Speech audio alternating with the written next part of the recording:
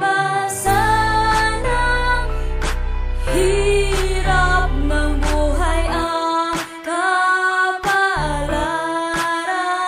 Kailan mararating ang liwanag? June 13, 1992, ako'y pinanganak. Pagkamulat ng mata, hirap na ang nagaganap. Ang tatay ko'y isang barbero dahil di siya nakatapos. Nung panahon nila sa pera ay kinakapos. Yapos ng pagmamahal ng isang ama. Sa maikling sandali lang niya ito nadama. Dahil maagang naulila sa pagkakalinga. 40 anyos ang edad, binawian na ng hininga. Ang kanyang tatay na sagasaan ng 18-wheeler truck. Mabubuhay ka pa ba kung ang ulo mo'y mag-crack? Dahil doon, nawasak ang pangarap niya sa buhay. Ang makatapos sa pag-aaral, iangat ang pamumuhay. Habang siya'y nabubuhay, gusto niya akong pagtapusin. Balang araw, lupang nakasanlay tutubusin. Pagdating ng panahon, hindi nagunting ang iyong hawak. Aakyat sa entabladong diploma ko ang iyong hawak. Sana ay malagpasan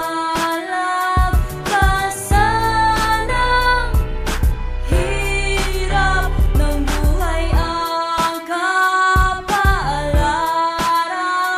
Kailan mararating ang liwanag? Ang paghanap ng trabaho ay hindi madali. Walang pera ang pitakang nagbabakas sakali. Kung ano man ang mapasukan ay pagtsatsagaan. Di naman pwedeng piliin yung mas magaan. Ako'y namulat, nasanay na sa kahirapan. Kailan ko pa kaya madadama yung kasarapan? Mula nung pagkabata, nangarap na akong umasenso. Bakit hanggang ngayon, baon ko ay 10 piso? Pagpunta sa eskwela, laman ng bulsa ko'y barya. Na iniipon ko na lang upang ilagay sa aking alkansya para makabili ng isang mumunting regalo. Pagdating ng kaarawan ng ina kung sa akin sumalo, na ako'y merong problema na kailangan kong ayusin. Aking ina ang gumabay para ito ay lutasin. Kaya't mahirap man ang buhay na kinagisnan, ako ay magsisikap pag pagsubok may daanan. Sana ay malagpasan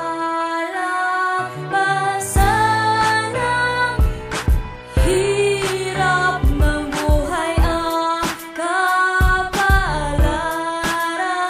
Kailan mararating ang liwanag? Bumalik tanaw sa salitang mahirap. Retwista hanggang ngayon, heto at naghihirap. At pangarap na lang ba ang aming pangahawakan? Nagtiis sa maliit na bahay, dooy nagsisiksikan ng buong pamilya. Apat na dingding pa kwadrado, tagpi-tagpi na sako na nagsisilbing sarado. Ang pinto at bintana ay nakakapit lang sa tali. Bubong na konting hangin lang tuluyan na madadali. Ako'y nagbabaka sakali, may awa din ng Diyos. Pag namatay dahil sa hirap, may ultimo adyos. Pero ayoko pa mamatay, gusto ko munang tulungan. Pamilya ko nag-iikaos dalhin sa iyong kantungan. O Diyos ko, tulungan makaalis sa pagkagapos. Sana kahit na papano, kami ay makaraos. Hanggang boses ko'y mapaos, aking hilingin. Ronald D. Colembi, a pharmacist, yaan aking dalangin.